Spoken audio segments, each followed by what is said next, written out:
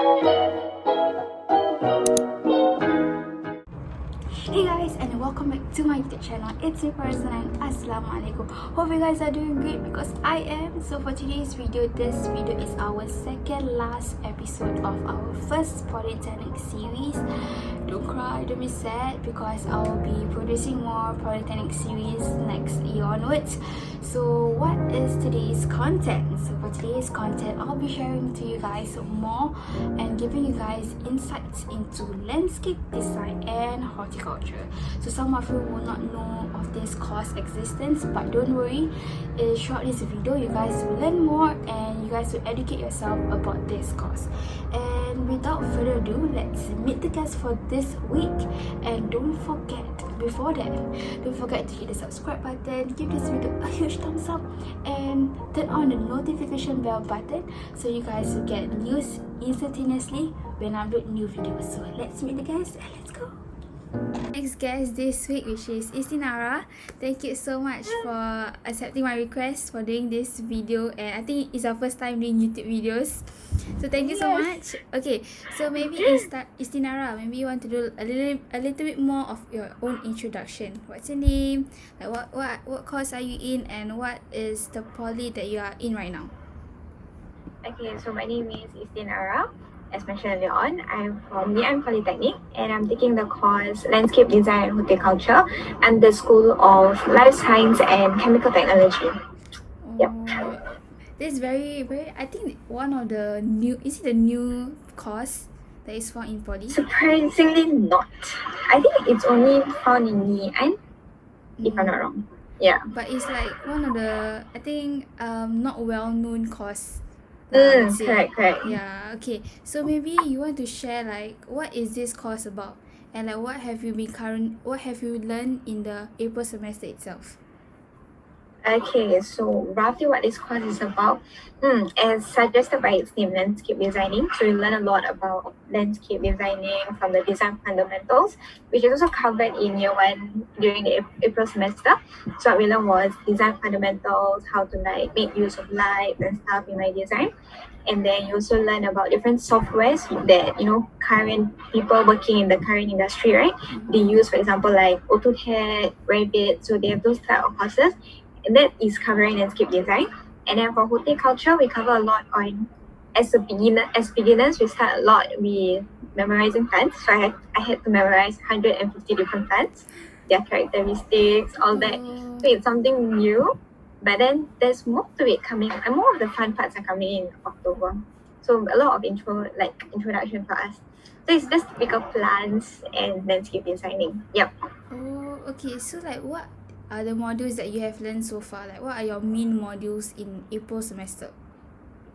Okay, so for the main module in April semester, a lot of it will plant identification, just like I said, memorizing how the plants look like, their names, and then taxonomy. So taxonomy is basically like the classification of different types of plants. So you know how I got the hierarchy, the family, the species, that one. And then I studied soil science. Landscape design fundamentals, mentioned earlier on, learning the fundamentals of designing from the using of lights and stuff like that. Last but not least, I still have urban ecology. It's like common sense. I know it's a bit mean to say, but it's like a lot on global warming, studying the effects of human, impact on the environment, stuff like that. So yeah, that's what I've covered on in semester 1. So like your course is mainly more towards like science plus geography plus design.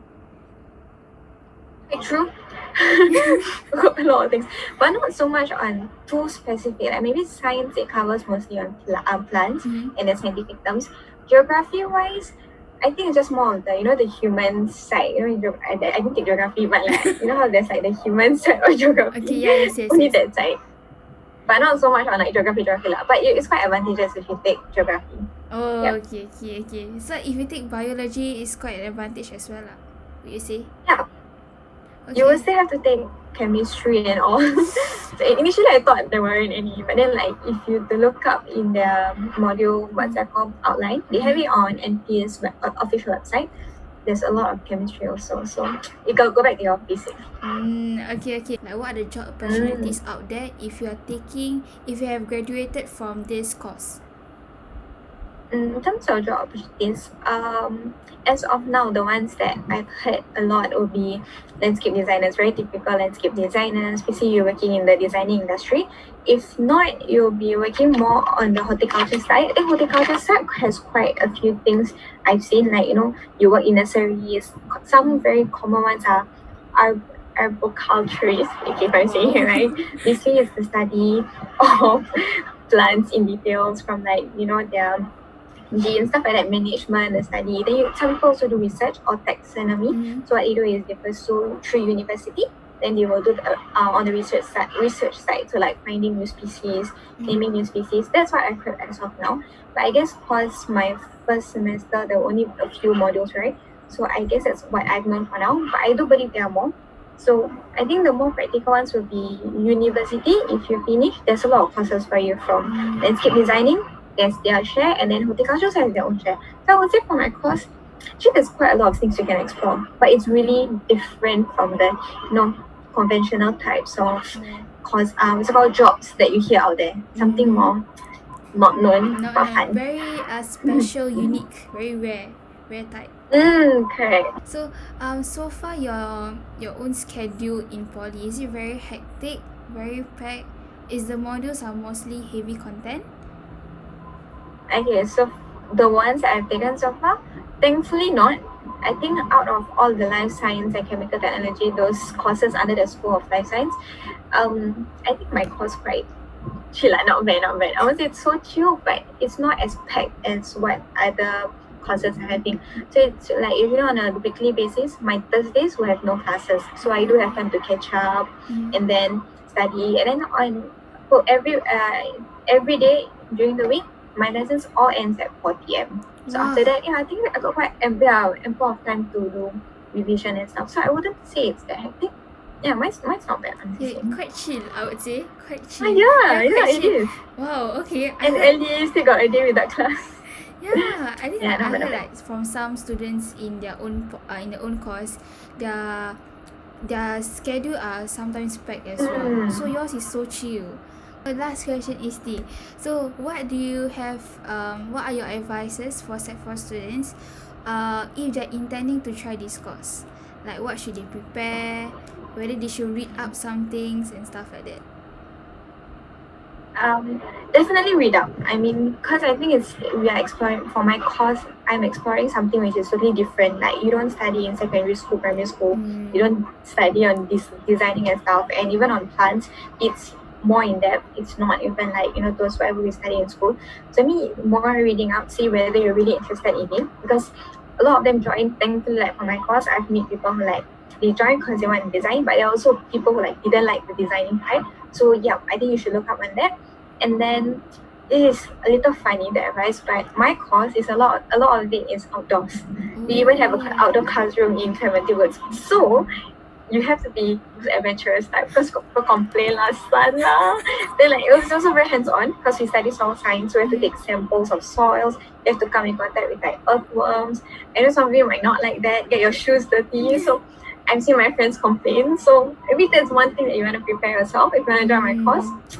No complaining. Yeah, exactly, no complaining. Yeah, I think it's very adventurous. That's about it. I like it. It's like very adventurous type of course. You get to do outdoors rather than indoors. Yeah, nice. It's really good for those who like hands-on activities, because it's really full hands-on. Oh, that's nice. Okay. Okay. So like, do you have anything else to add on, Isti? Maybe final words. I would just say that if you plan to go Polytechnic, just make sure you know yourself. Like, any decisions you make, it's up to yourself. There's no really wrong or right decisions. Even if you choose to go Poly, then later on you feel like you want to go JC, it's not too late. There's nothing that means too late. At any part of your life, you can always make new decisions, try out new things. So all I can say is, whatever you get, make sure you just work hard and then do your best.